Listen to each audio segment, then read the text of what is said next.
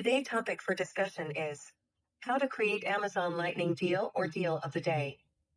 Criteria of eligibility. Number 1. Your product should have 3+ star rating. Number 2. Product delivery should be eligible in all regional. Number 3. Products should be new. Number 4. If your product have variations, do add all variations. How much we have to pay to create this deal? Amazon divides its sellers in 4 categories.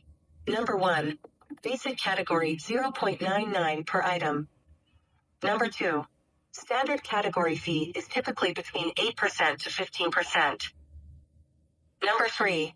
Advanced category 5% to 15% of the total product sale. Number 4. Premium category for most categories, the fee is 8 to 12%.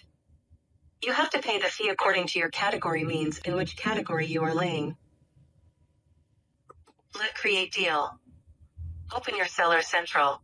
Then go in Advertisement. Then click on Deals. Then click on Create a Deal. A new dashboard will open.